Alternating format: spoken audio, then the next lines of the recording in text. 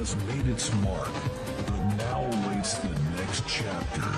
Max Verstappen, you are world champion. We are world champion. 2023, now loading.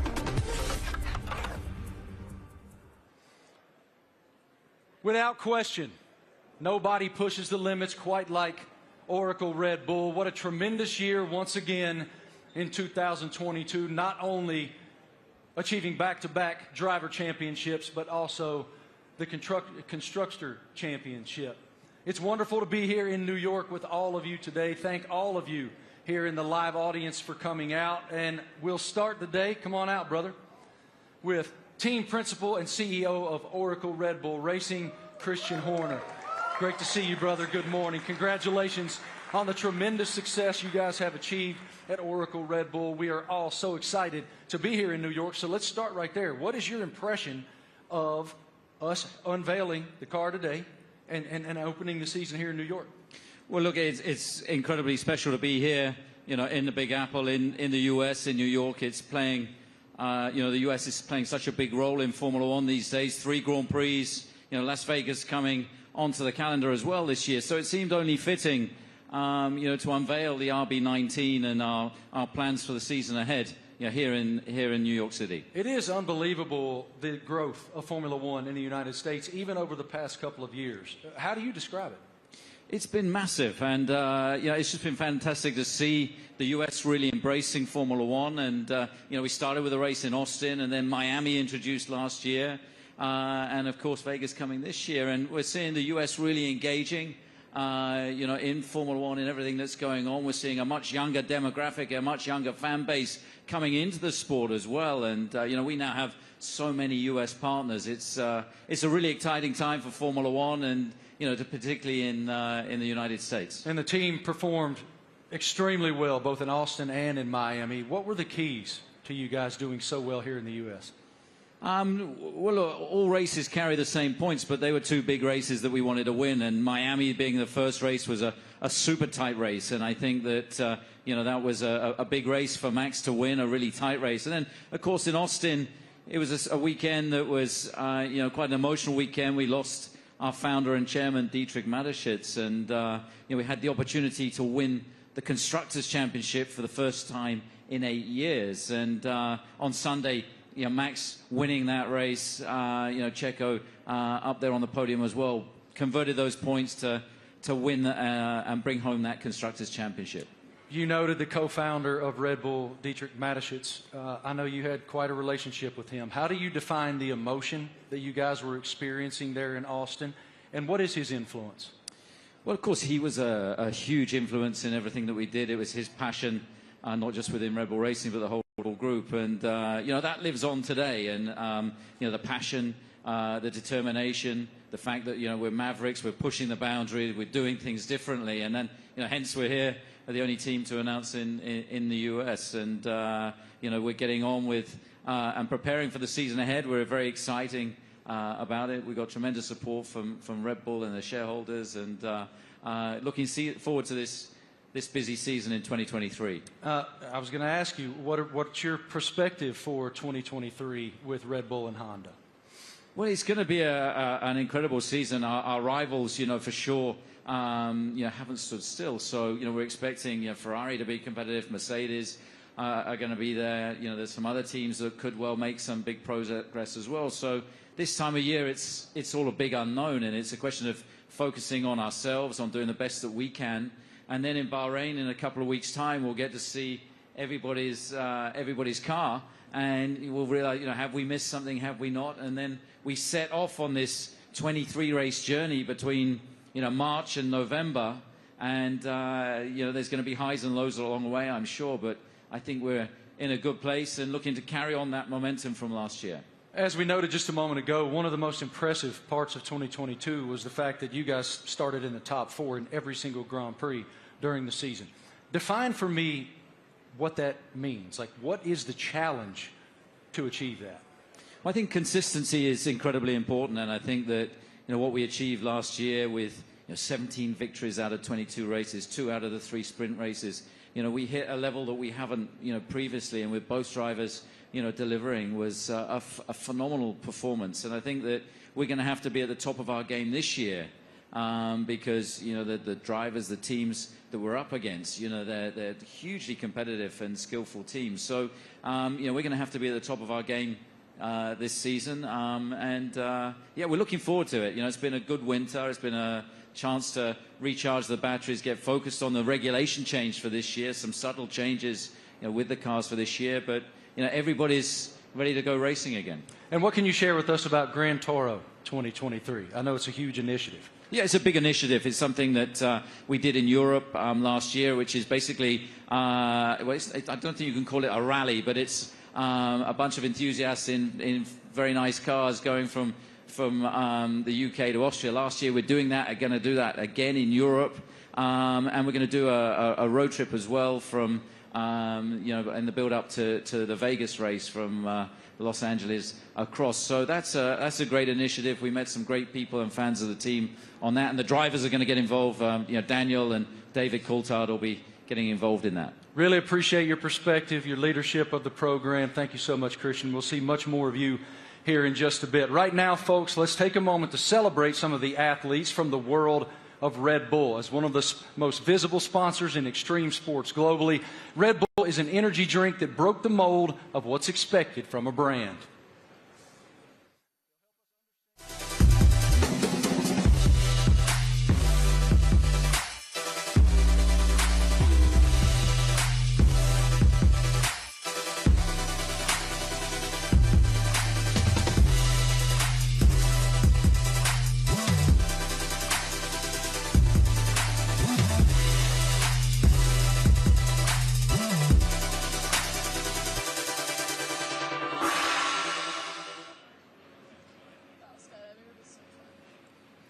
Now, please welcome Red Bull athletes, Eileen Gu, Miles Chamley-Watson, Seb Powell, and Leticia Buffoni.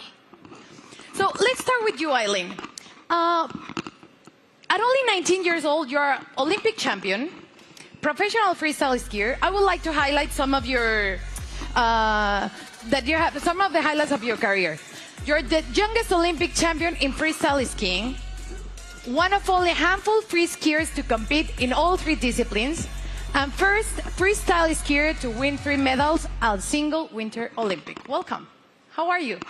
Thank you so much for having me. I'm super excited to be here. I love F1 so much, and it's really exciting to be a part of this monumental event and to share it with all these incredible athletes.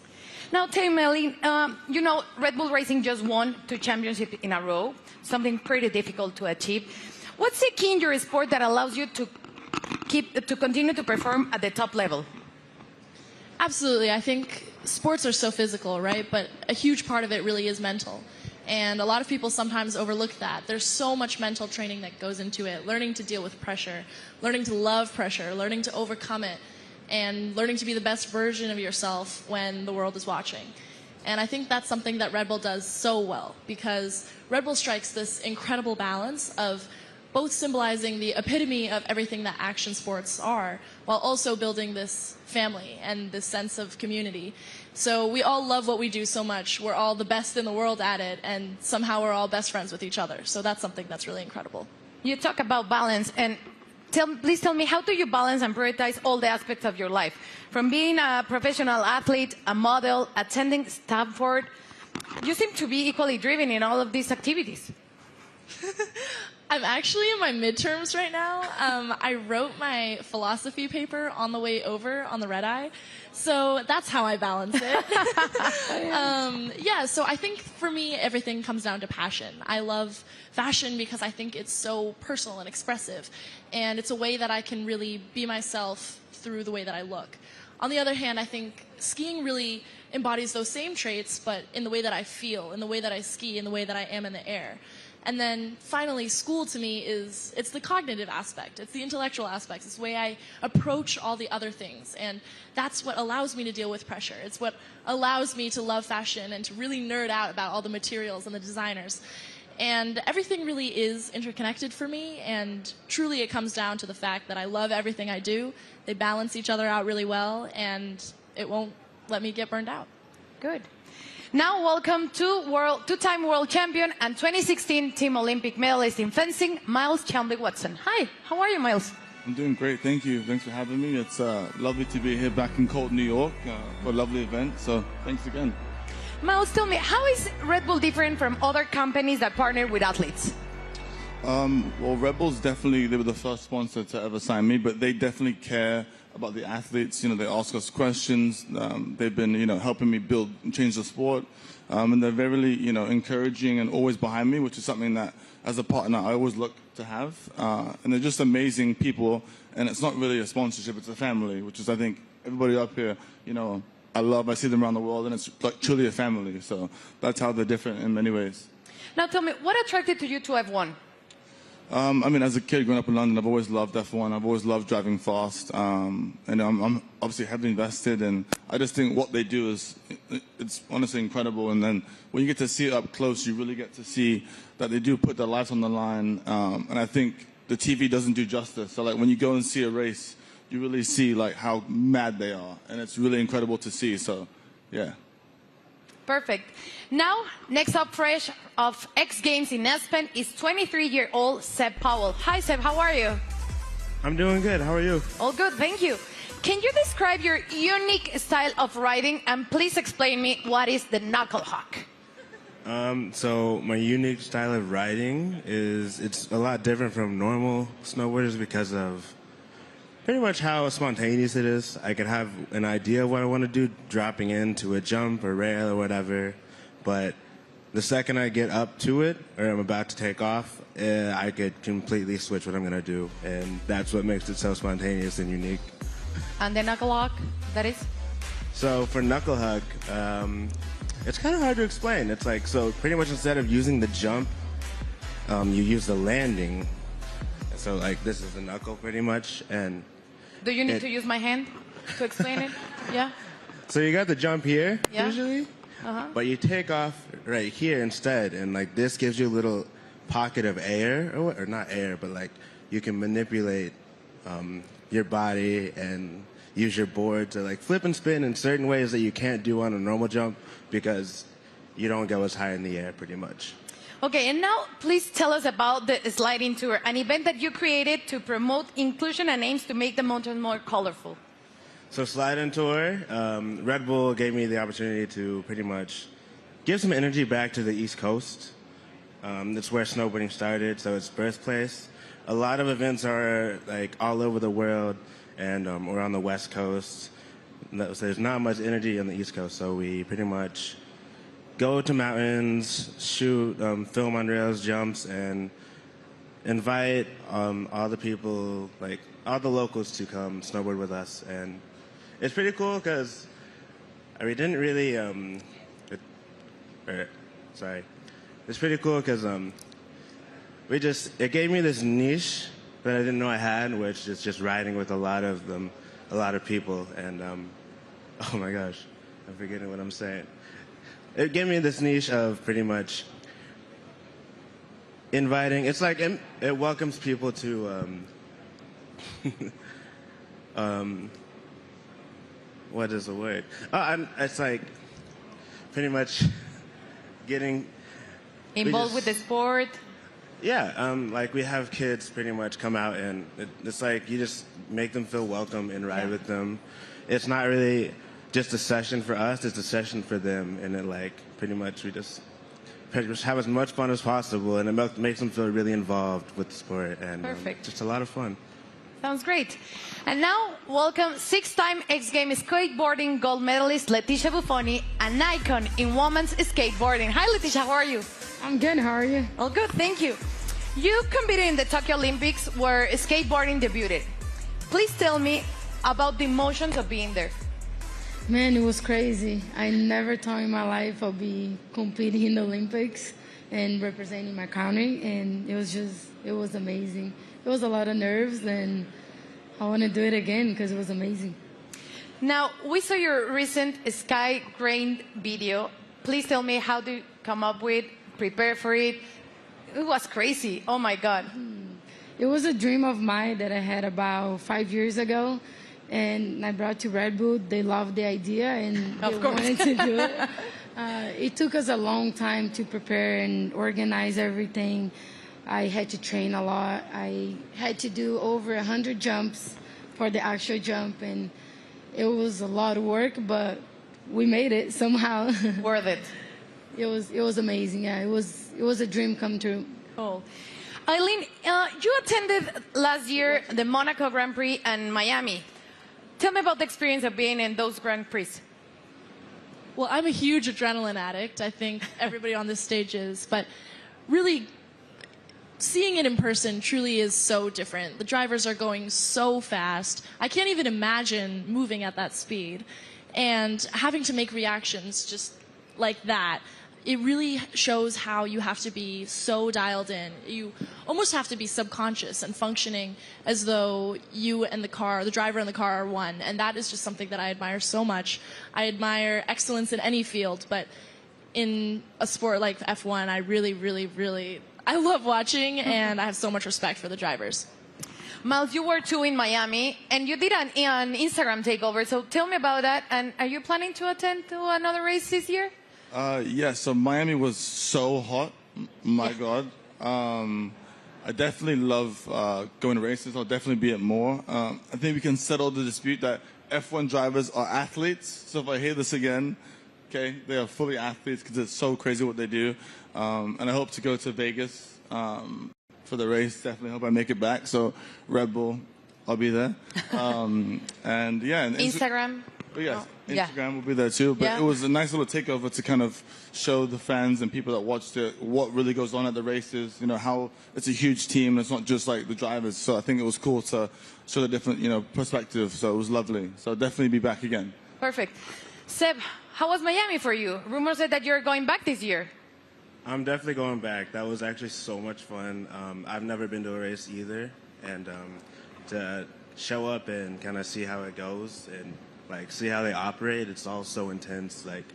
We were at the end of the mile stretch in Miami, and I had no idea. They literally sound like jets coming down, and then they do almost a 90-degree turn, and just to slow down to that speed after going jet speed was crazy to see. We got to go to the paddock too, and to see how they all operate, how top secret it is in there too. It was all really cool to see, and we'd love to do it some more. And what about you, Leticia? Tell me about the experience in Miami. I've been to many races, but Miami was definitely my favorite. I think just everything about Miami, the weather, which you didn't like it, the parties, everything about it was beautiful. I can't wait to go back. Good. Well, let's thank to you all for joining us here today, and enjoy the races you will attend this upcoming season, and please keep pushing all the limits on the world sports. Let's check in with Marty. What do you have, Marty? It's so inspiring to hear the amazing paths that those awesome Red Bull athletes have taken to the pinnacle of their sports, and to see how committed Red Bull continues to be in the world of extreme sports, and learn about it from those amazing athletes themselves. Oracle Red Bull Racing continues to put fans at the forefront of everything they do. 2023 will be no exception. Let's take a look at someone else who's getting involved.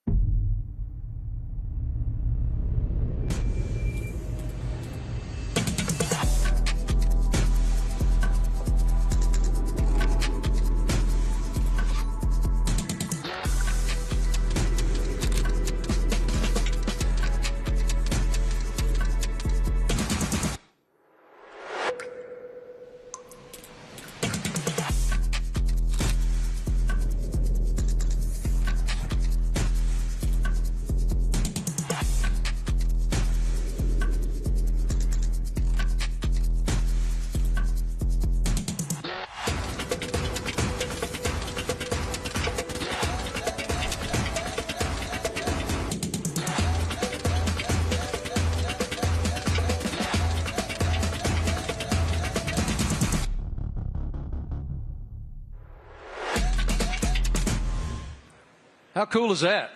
I mean, that is cool, and I'm actually a little disappointed. I got to be honest. I thought Christian was going to show up today wearing that suit.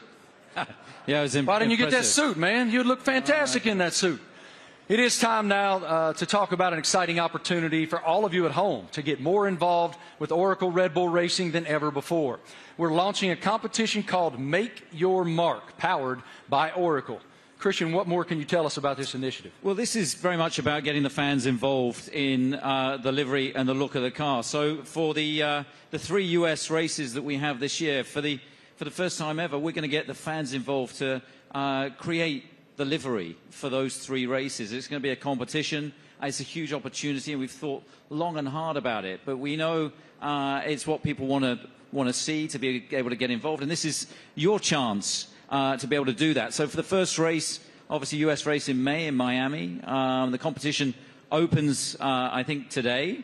And to get involved and come up with some interesting liveries, that there'll be then a panel of judges, and we'll pick out the best and most striking ones for these 3 iconic races. How fun. I mean, what an awesome initiative to get the fans even more involved than they've ever been. For more information on this, guys, Make Your Mark. You can go to the paddock, and no doubt across social media you'll see so much more on this initiative in the foreseeable future. Head to redbullracing.com/the paddock to find out more. Absolutely awesome opportunity for the fans.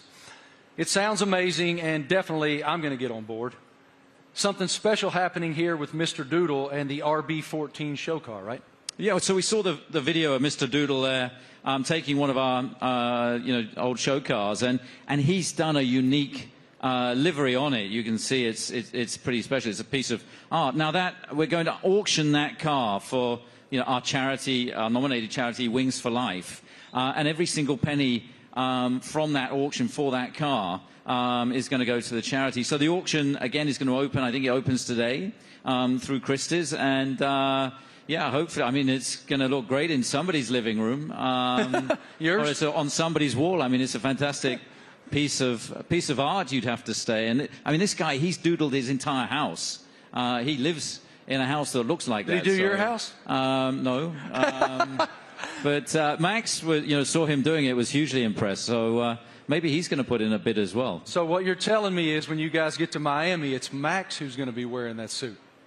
Well, you never know. But yeah, look, this is a really cool initiative to buy one of our former cars. They're not, we don't sell many cars. It is a show car, but in this unique doodle livery, and every single penny going towards Wings for Life, that's looking to find a cure for spinal cord injury and damage. I love that it benefits Wings for Life. That is wonderful. Okay, guys, now we're going to hang out with a very special person, and we're going to welcome him back home to the world of Oracle Red Bull Racing. It's our boy, and we're happy to have him back.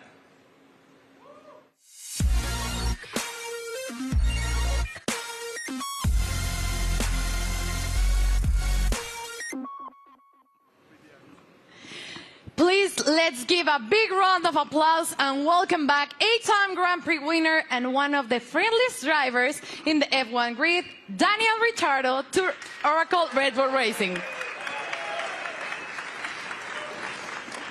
Daniel, you spent the first decade of your Formula One career with Red Bull. Now you're back as a third driver. How does it feel to be back in this stage?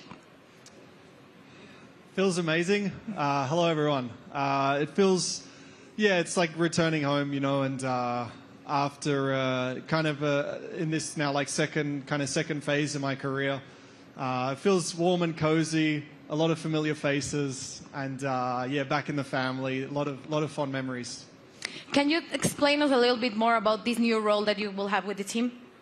Yes, I'll attend some races, obviously, and it's really just to help also develop the car, use my experience, a lot of simulator work, and just keep involved in the sport. Obviously, keep a close eye on what's happening, and try and obviously help the team as much as possible. More obviously behind the scenes, but when I'm trackside as well, I'll get nice and close to all the engineers and find out where I can help and contribute. What was your reaction watching Max and Oracle Red Bull Racing winning a back-to-back World Championship in 2022 and the addition of the Constructors title? I mean, at the time I was definitely envious because I was, competing against him last year. But it was really, honestly, really cool to see. And, the start of the season was like nip and tuck, with the battle with Ferrari as well. And then the way that Red Bull was able just to kind of continue to press on through the year and ultimately dominate what looked like really the second half of the season was really impressive. So many members of the team I worked with and I was so happy for, and really cool to see them back on top.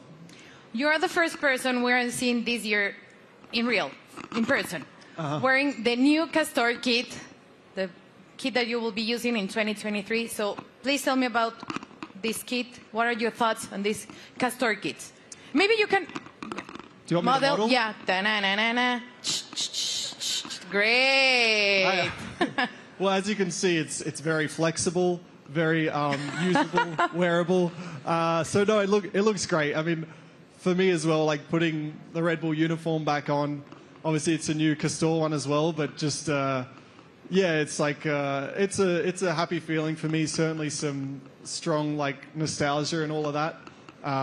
But yeah, I think we look good. I did a workout in it this morning. Not really. We had an early start. But I'll do a workout later and let you know how it is. It's pretty good. You look great. Thank you. Thank you, Daniel, for being here with us. It's a pleasure to see you back with the team. And right now, let's take a look at the 2023 brand shift. True to form, Oracle Red Bull Racing got fans involved, making them one of the first people, besides Daniel, of course, that were lucky enough to wear the new Castore team wear for 2023. Our fans were also treated to a sneak peek of the new range of caps and footwear developed by the team by US-based Pioneers, New Era, and APL. What a lineup. Let's check it out. Everyone's excited. You're competing against the best in the world. Same goal. It's about winning.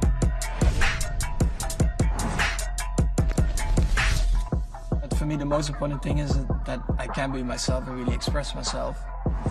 It's about what people don't see. Like they say, it's what you do in the shadow. It definitely is a very big team effort. At the end of the day, it's all to try and push the team forward. They give everything. We are all in that car, although I'm driving.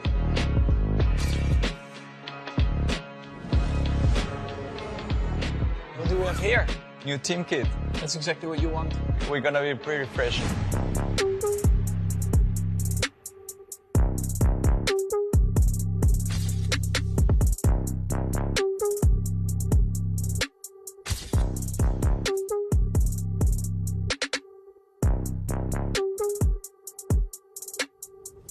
I'm still, growing, learning, getting more experience on track, off track, in general in life. To be honest, my goal is just to try and be better again. I'm gonna give my best throughout the year. Try to be a good example for the younger generations.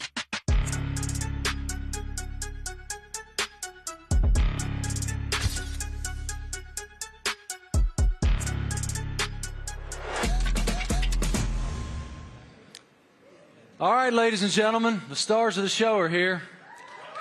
Say hello to two-time defending Formula One world champion Max Verstappen, Checo Perez, and of course we welcome back Christian Horner, team principal as well. Checo, I want to start with you. Welcome to New York, man. What should it tell us that Oracle Red Bull decided to have the season launch right here in the United States of America? Yeah, well, I think it's growing so much in the U.S., the support for our team. Everywhere where we go, we have already 3 races in the U.S., and we can see that definitely we're getting a lot of support. We're becoming the favorite team of this country, which is great. So, yeah, we're very privileged to have so much support from the U.S. Max, it's one thing to win one world championship. Obviously, it's a dream. But to defend it is an entirely different challenge. Why were you and your team able to do that? Well, I mean, of course we did last year, but yeah, we're just very excited to, to come here. We know, like Checo said, the US is incredibly important to us. We are going to have 3 races now this year. I think we're all very much looking forward to, and they're also very different to each other, So, yeah, to be here today, and also from our side, we're very optimistic again for this year, and of course, we're going to try to defend that title. Checo, as we discussed earlier with Christian, you guys were the only team to start in the top 4 in every Grand Prix of 2020. What's the challenge of accomplishing that? Yeah, definitely is to keep progressing. You know, the competition is getting better, and so we have to keep progressing. We have to be better than we were last year, and that's going to be really difficult. But as a team, we're giving everything. You know, it's been a very busy winter for all of us, so we're really looking forward to the start of the season. One of your main jobs, Christian, is to try to achieve something that resembles harmony within the organization. What is the challenge when you have 2 world-class championship caliber teams battling against one another to maintain that harmony? Well, we're very lucky. We've got two fantastic drivers, and you know, their combined efforts the last 2 years have been stunning. Obviously, you know, that first Drivers' World Championship for Max in 21, and then you know, the double championship last year, and you know, winning 17 Grand Prix between the two of them, and you know, first and third in the Drivers' Championship, and of course bringing home that Constructors Championship back to Oracle Red Bull Racing for the first time in 8 years. And you know, these guys, you know, I think it's the best pairing we've ever had in Formula One. It's been hugely successful, and you know, we're going to need every bit of that this year as we go against some big opponents, you know, with the other teams looking to come back at us after, you know, such a dominant season last year. But you know, we're very fortunate to have two such talented drivers. Max, you don't strike me as someone who rests very much. You seem to continue to want to push and find the maximum performance within yourself. But as you have reflected on back-to-back championships, how do you define what you've achieved so far? Yeah, of course, it's been great. When you're a little kid and you're working towards your dream, your goal, first of all, that is to try and become a Formula One driver. Then, of course, the next steps are about trying to win a race, you know, put the car on pole, and then eventually the big dream is, of course, to win a championship. And once I achieved that, of course, for me, like, a lot of pressure fell off my shoulders, because I felt like I had achieved everything I wanted in my sporting career. But then it's all about trying to stay there, because that's probably even harder than getting there. And that's why I think last year was a very good test, you know, to see if we could do that. But also from my side, you know, I constantly try to improve myself, because nobody is perfect. And I think throughout your whole career, I think you are always improving, learning from just general life experiences, but also on track. You know, there are always things that you can do better. And that's always what I'm questioning myself, asking myself, where can I be better? And that's, of course, what I'll try to do again this year. Best of luck. A tremendous season ahead with so much promise. What are you most looking forward to in the coming season? Well, definitely to have a good time with the team and to improve what we've done last year. And yeah, I think if we're able to do that, then it will be a great season. You know, it's such a long year ahead that we just have to make sure we are full of energy, which we are fully recharged and ready to go for this new season. Well, what you've built is a championship expectation now. So how do you define success in 2023 for this program?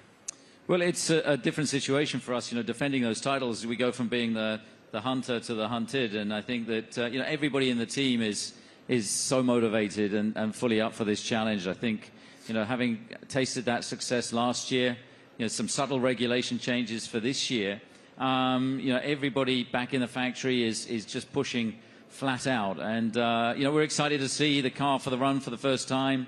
Only 3 days of testing before we go racing, and then, you know, as these guys say, it's going to be 9 months traveling around the world, you know, racing at all these different venues, and it's going to be, I think, an incredibly competitive year this year.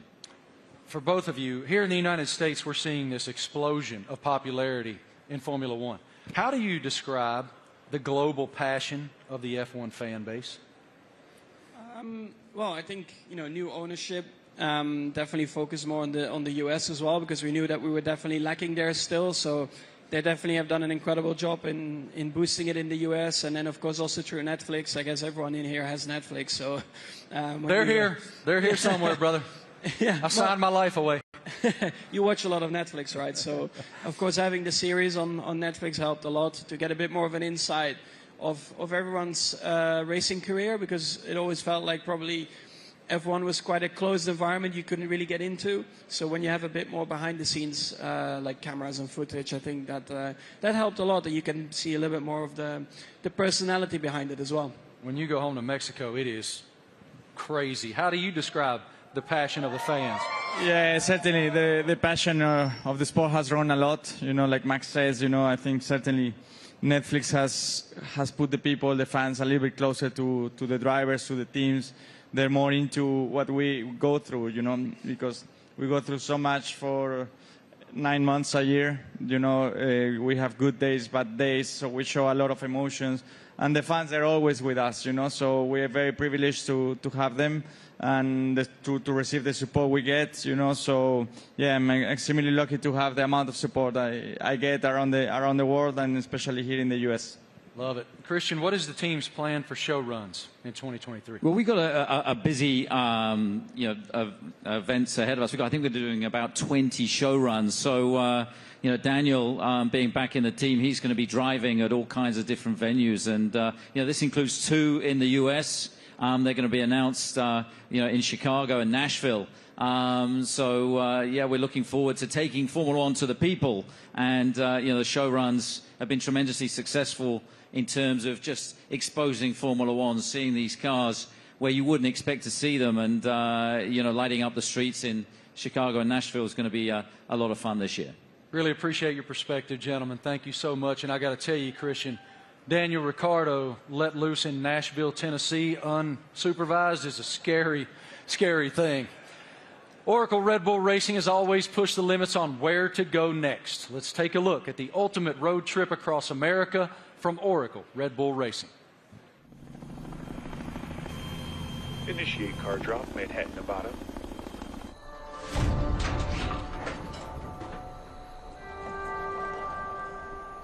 Max, they've dropped the car off in the wrong Manhattan. I need a car in New York in 36 hours. You got it, boss.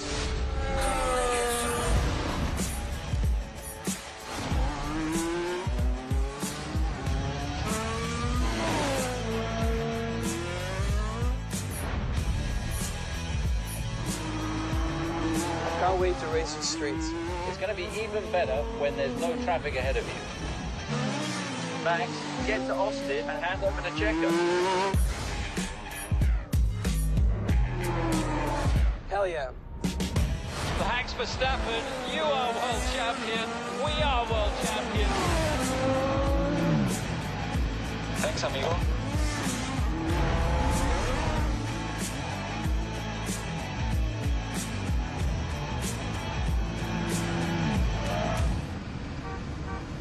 Checo, we need you at the launch.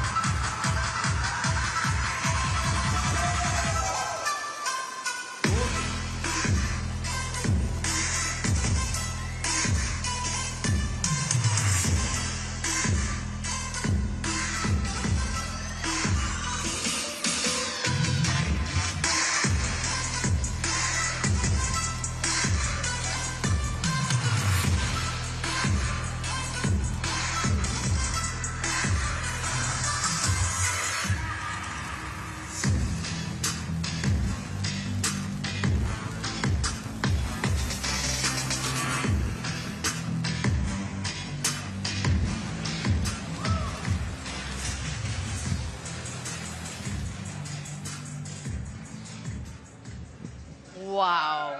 Absolutely beautiful. Beautiful. Go over there, brother. I'm sure it looks like a championship car. That is a beautiful, beautiful racing machine. I like the matte finish on it. Christian, what more can you tell us about the RB19? Well, obviously the regulations are very stable, so it's taking all the lessons from the RB18 that was, of course, the most successful ever car. There's been some subtle aerodynamic changes that affect all of the teams, and so harnessing and trying to optimize those is one of the challenges. The tires are slightly different as well this year within the new regulations, but RB19 draws on all the strengths, hopefully, from what was, as I say, our most successful ever car. Max, what were your thoughts on the first time that you saw the RB19? It's right now. Okay, what are your thoughts? Well, I think our livery, has been pretty similar for a couple of years now, but I actually, always find it a cool-looking car. It really shows you, the Red Bull colors all over the place, and we have had a lot of success like that. So why do we need to change it up a lot? Of course, we have a few more partners on the car, a few new partners as well, and that's where it's all about. Checo, what's the testing process for you guys as you prepare for the season opener in Bahrain, March 3rd? Yeah, for now it's about getting up to a good physical level before the season starts, because it's very short time that we get in the car. We're gonna be having just a day and a half each on the car before the season starts. So it's really how much you can do now and the work you do with the engineers for now, and that's the key. That's the most you can do. Daniel, what about the sim work that you'll be doing back in the factory? We were just talking about it, actually. So I'll be there in a couple of weeks getting ready for the season, and a lot of sim work. I mean, that'll be a lot of, let's say, my work and my contribution, and let the boys take the track stuff, and I'll be working, behind the scenes, and again, try to just develop the car, help understand the direction also that Checo and Max want to take it, and try and lend some of my experience as well to the track and the engineers. Max, have you done any testing in it yet? Have you done any testing at all in that yet? Only on the simulator. What are the differences? Yeah, I mean, coming out of last year, you get a bit of a picture of what you want from the car, what you want to improve. So that's what we tried to do with this year's car. I cannot get into too many details about it. But you constantly just try to make it better. And that's what you're working on. On the simulator, you try to really, get the reference between the simulator and the real track. You try to correlate it as well as you can. And that's a continuous process. But the first feelings have been really good. Checo, now that you've seen the car, what are the thing that you expected the most for the 2023 season? Well, once you get to see your new car, you really get excited, and you really realize that the season is about to start. So I'm looking forward to it. It's going to be a very long season, plenty of races. So for me, I think it's very important, Bahrain, to get to meet the car, see how it is, and hopefully we have a very first good introduction, because that will set up to a great year. Daniel, you've had quite a journey from the last time that you were with the Red Bull team. How are you different? How have you evolved since you left here 4 years ago? Well, I think every year in the sport you learn so much, and I feel like you grow up a lot quicker as well. I'm still immature, but in other ways you grow up. And it's like I've gone through, in that time since 2018, gone through some challenges. Certainly some things I was, let's say proud of and learnt a lot from, but also challenging times, and the like character building stuff where you have to dig deep and kind of find yourself a little bit. To come back into the Red Bull family and back to familiar ground, I think it's really perfect for me for this season, and looking forward to a different looking year for me. Great to see you back here, man. Love your spirit so much. What an unbelievable show so far. We've already covered so much. Fans designing the RB19 for all 3 U.S. races. A welcome back to our favorite Aussie, Danny Rick, and a first look at the RB19. So much excitement for the upcoming season. What more can we take? Well, Marty, we know that 2026 will see F1 next big step change, and today we have some exciting news to reveal for the team's future. Let's take a look at a special message for the Ford Motor Company.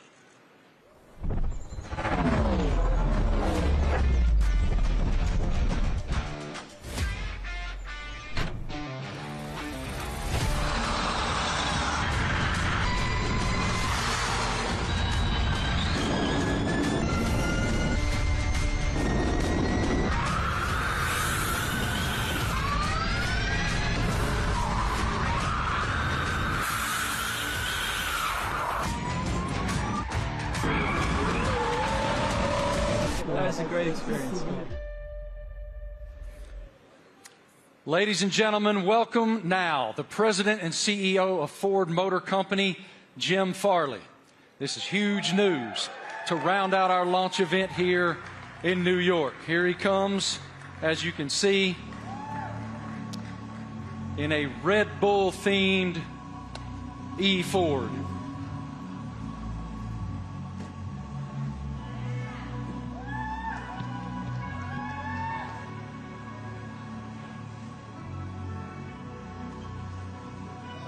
Jim, good morning. Morning. How you doing, man?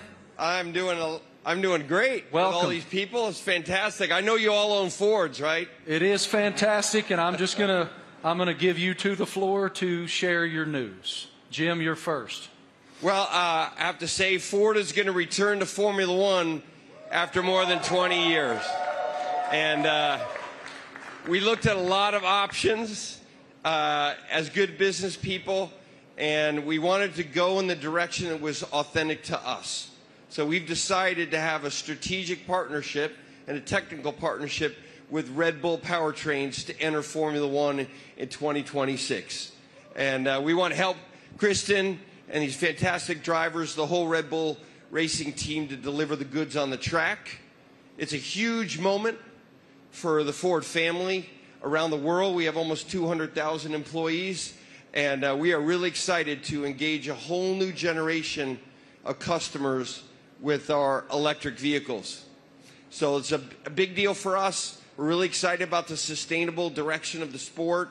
We're on the same mission at Ford, and we cannot wait to go racing with you, Kristen. Fantastic. What are your thoughts on the partnership? Well, look, I mean, this is tremendously exciting. It's a big moment for us, for our team, for Red Bull Powertrains as we've started on this journey for 2026 and to welcome the Ford brand back into Formula One. You know, to become a Red Bull Ford, engine and power unit is going to be incredibly exciting. And for us, having the ability to draw on your experience, your EV knowledge, and just depth of resource is tremendously exciting. And I think from the first moment that we met and spoke, and with Bill Ford as well, it was very clear that there was a natural synergy between the two companies, and it was a very easy deal to put together because the desire was there from both sides. So we're incredibly excited in this next chapter for Red Bull as we bring the power unit in-house, with your support. So it's a big moment for us. And I know that AlphaTauri is also involved in this, correct? Well, it's the power unit supply. So Red Bull Powertrains, will be supplying both teams in 2026. So it's 2026 seems like a long way away, but it's in engine world. It's tomorrow. So we've got a lot of ground to cover.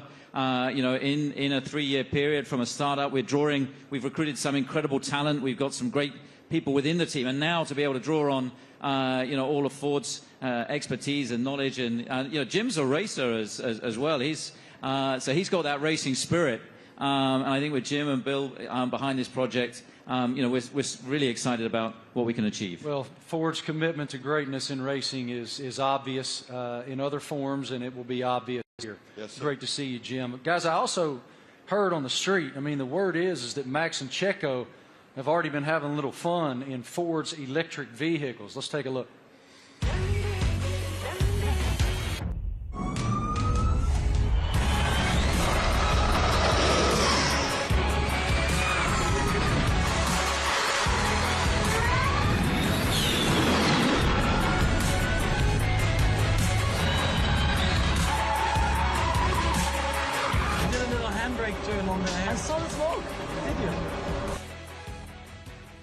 Max, I don't know much, man, but it looked like that super van could go, brother. What was it like driving that thing?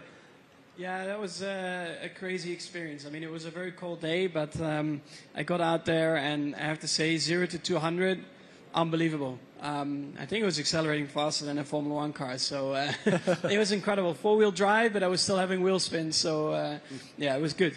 It was a very fun day as well.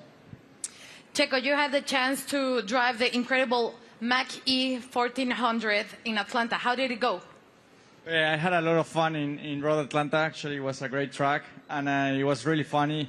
And yeah, the amount of power you get through the four wheels, it was pretty impressive. And yeah, I was pretty shocked also with the amount of downforce we had. So it was a great preparation for the season. And Max, what experience did you got with the Ford cards? Yeah, it was a great experience. Like, we had a few models there, and also the F-150 Lightning. I think the Mach-E was there, basically, like it is there. And yeah, I got to experience it all. You know, the power, but also the comfort. So yeah, it was a great day. Everything was explained well to me. And the funny thing for me also to find out was that the F-150. That if you have a problem with your house and you have no power, it can power your house for 3 days. So if I ever have an issue, I know what to do. Good. How are they going to leave you out of this? What are they doing? What are you doing with the new Ford vehicle? We'll see. I'm off to Detroit next week, so I'm sure we'll have a bit of fun there. And one of my go-tos, or my I have a Raptor, so... That's what I was going to say. I heard you had a Raptor. I'm a truck guy, so yeah, I bought a Raptor, like 5-6 years ago, and I love it. So that's a little bit of the Aussie in me as well, you know, with a big kind of... We call them utes, but they're called trucks out here. You already poking Jim to make sure that you get the best opportunity up there at Ford in Detroit? I'm ready. He's ready. I love it. Thank you guys so much. We appreciate your insight. Let's take a look at another video.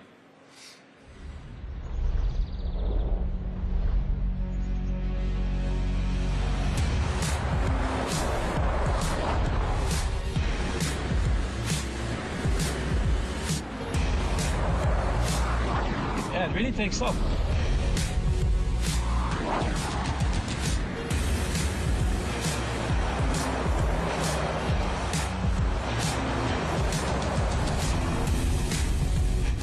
Truck, I like it.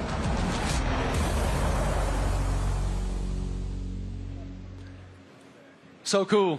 Ladies and gentlemen, we have one more very special guest today here in New York City. Can you please extend a huge welcome to the head of Formula One himself, Mr. Stefano Domenicali.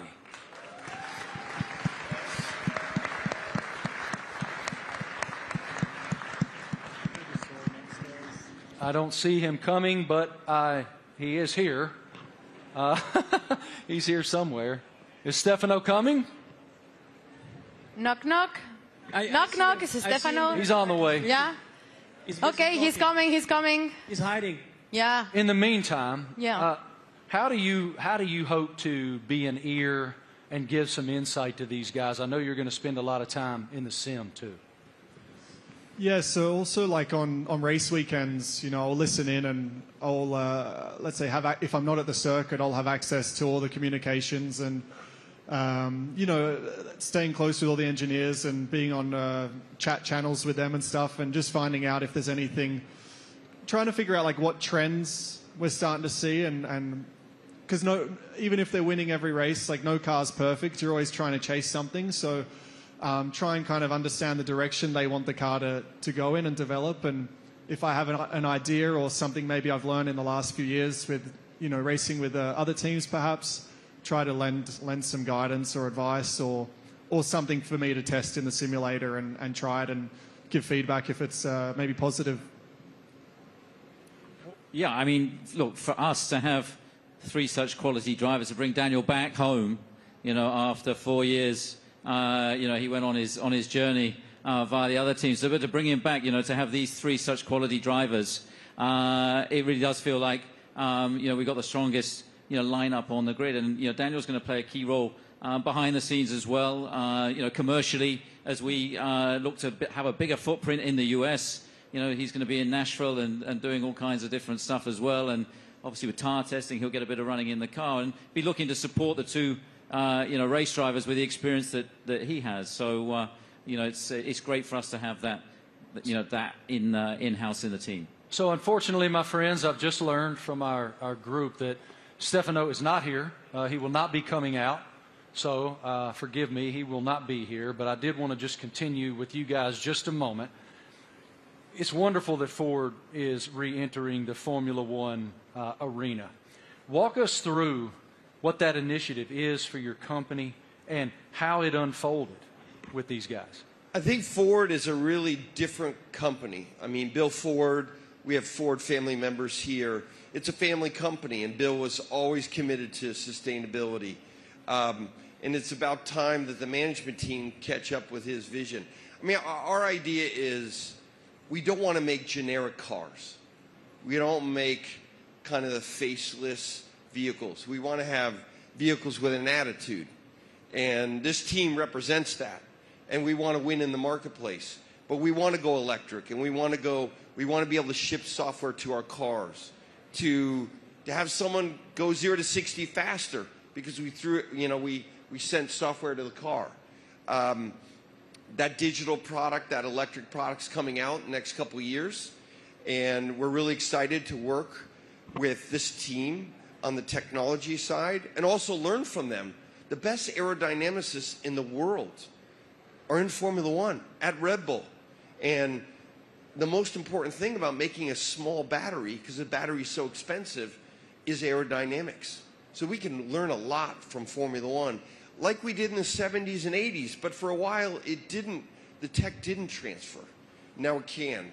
So we want to take the technology, and we also want to expose a whole new generation of Americans to EVs, so that they're not this boring point A to point B cars. They're trucks and personality vehicles. That's the strategy of the company. Christian, this is such an exciting time to be in Red Bull Racing. Can you tell us about how do you define the magnitude of this area for the team?